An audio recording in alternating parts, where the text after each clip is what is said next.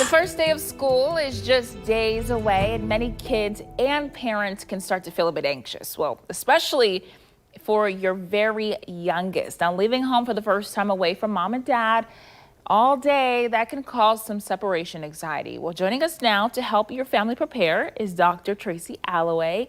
Good morning, and thank you for being here with us. Good morning. Thank you so much for having me.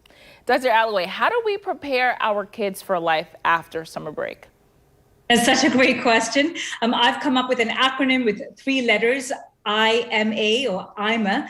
The first thing to remember is the I, which is identify. When we feel anxious, we know that our body releases adrenaline. And you may notice as a parent that your child is more fidgety, moving a little bit more. So identify these early signs.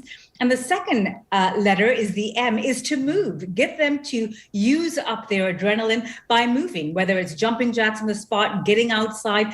But instead of telling them to stop fidgeting, really capitalize on helping them release that adrenaline. And the third letter is the A, which is to act, and to help them feel like they're an agent. Ask them what they would like to do. Help them feel in control of a situation. We know anxiety kicks in when we feel a sense of uncertainty, and having that sense of agency that you can do something is really crucial in being able to combat that sense of anxiety. Okay, I like that a lot. So what can parents do to kickstart their kids' first day of school?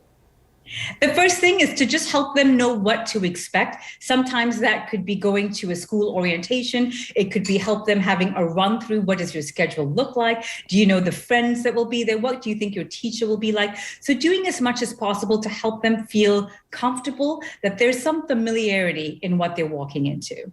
And we know over the last couple of years, kids have dealt with so many changes in school, mainly because of the pandemic. What can parents do to kind of calm those nerves for kids who are still anxious about that? It's really important for parents to be attentive to the physical cues that their child is demonstrating. They may not feel comfortable or even have the skill set to use words to communicate how anxious they feel. But as a parent, you can start identifying, does your child engage in maybe more self-soothing behavior? Are they touching their arms or a lot of hair stroking more than their usual? These are early cues that your child may be struggling with anxiety.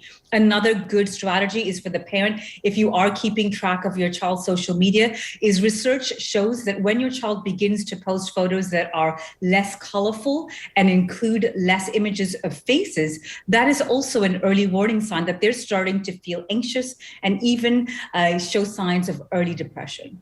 Wow, so there are always little signs to look out for. So at what point should parents decide, okay, you know what, I'm going to take my kid to a counselor? Such a great question. And as a licensed psychologist, I always feel that the parent knows the child best. And if you're noticing a significant change from their usual behavior, their typical behavior, it's really important to seek help. And there's lots of resources available. So as a parent, it's important to be attentive, especially at the start of the school year. And we know, just like kids, parents also struggle with anxiety. Is there a point where parents should say, okay, hold on, let me go get some help? What do you recommend for that? Such a great question as well. And here I would suggest for the parent, be aware of whether you are pre-purchasing anxiety for your child. And by that, I mean that when a parent is anxious, they will unintentionally or even subconsciously communicate that sense of anxiety to a child. So it's important to do even a sort of self-check periodically and think, am I saying statements that may cause my own child anxiety? Am I saying, oh, I'm so worried about the school year? Those kinds of phrases may be communicating even subconsciously to your child that sense of anxiety. So first of all, do a self-check and think, what kind of language am I using? Am I communicating that sense of anxiety to them? And if you are, maybe take a moment, try to find a way to reflect and find a way, again, maybe even use the IMA for yourself to combat your own sense of anxiety.